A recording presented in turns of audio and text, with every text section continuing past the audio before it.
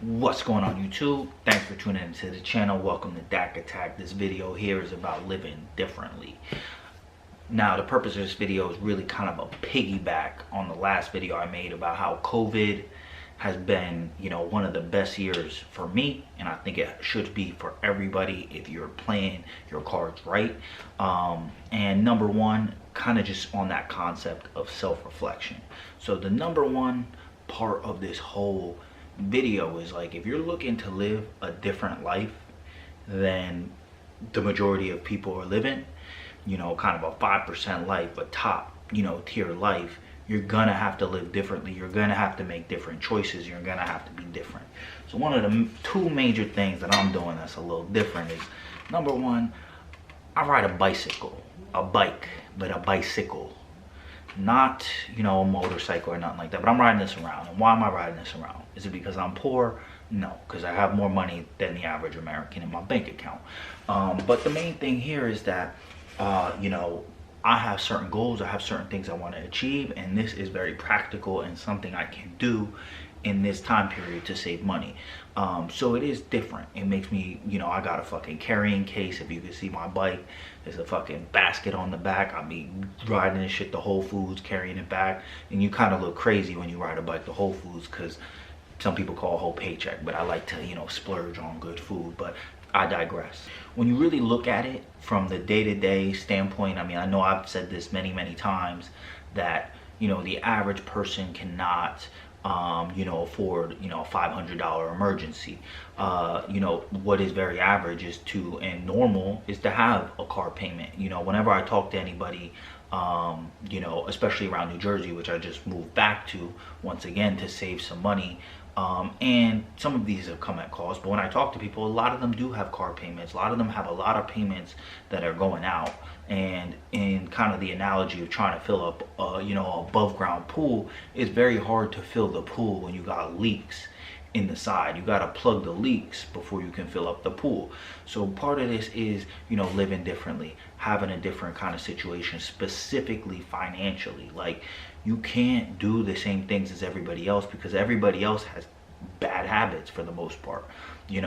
One of the sayings that I really believe in, and it's not like a hard and fast rule, but don't go with the flow, because the flow usually goes downhill. Most people, the direction of their life is going through what society has pitched to them as what you should want. And when I look at what you're going to get out of society's offering, is kind of shit. Like, they're not really interested in you. They're not really interested in you reaching a full potential. What society is interested in is everything moving in a way that doesn't cause a fucking revolution.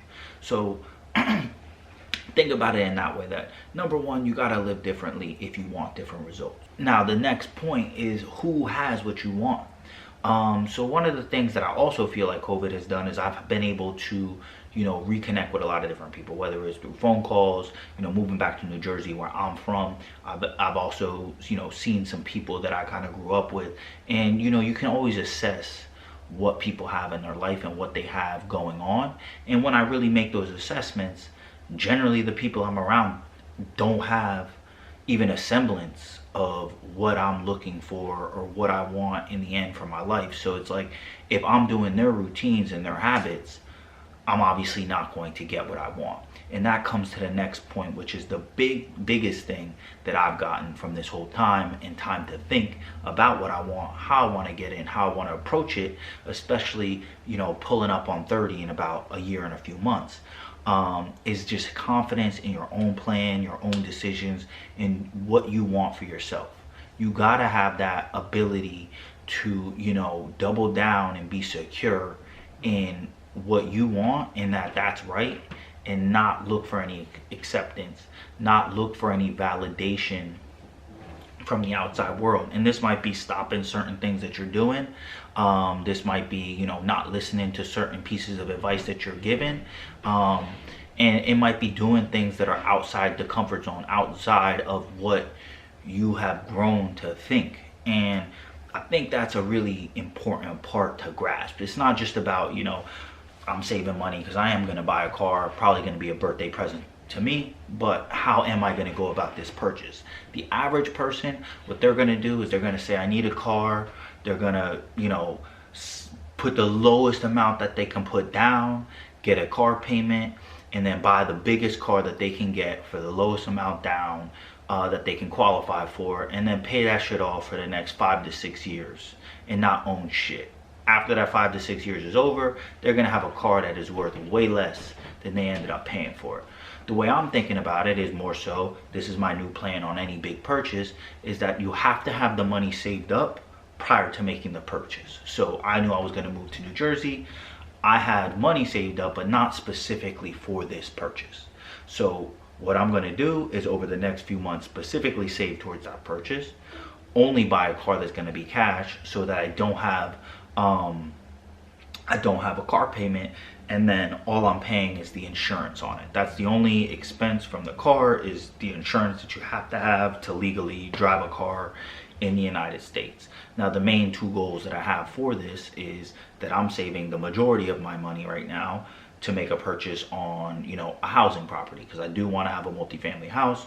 I want to start dipping into real estate and using that as more of my retirement plan. Once again, living differently. My retirement plan is not caught up in a 401k, an IRA.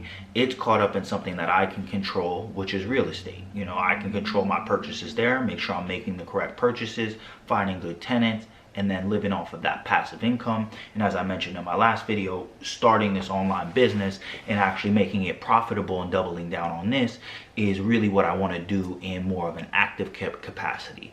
So the main things for that, and this is something that comes from a book, Set for Life, is that you need to have a certain financial runway that most people don't have. As I just mentioned before, they can't even afford a $500 emergency, let alone live for 6 to 12 months off of having no income.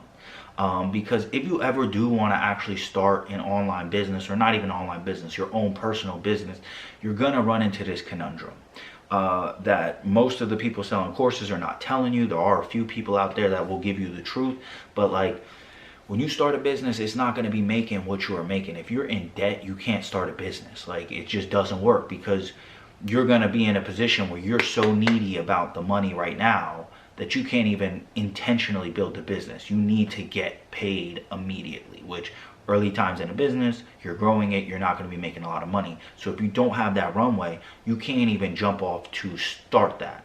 Now, the other aspect is, what if it takes 3 months to even get to a position where you're making any money and it's not the same money you were making before? If you don't have a runway, once again, it's not going to fill that gap. So the main thing you need to really start a business is to have a runway or have some sort of support paying you, which could be even, plenty of other reasons, but I digress on that point. But the main point here is really just living different.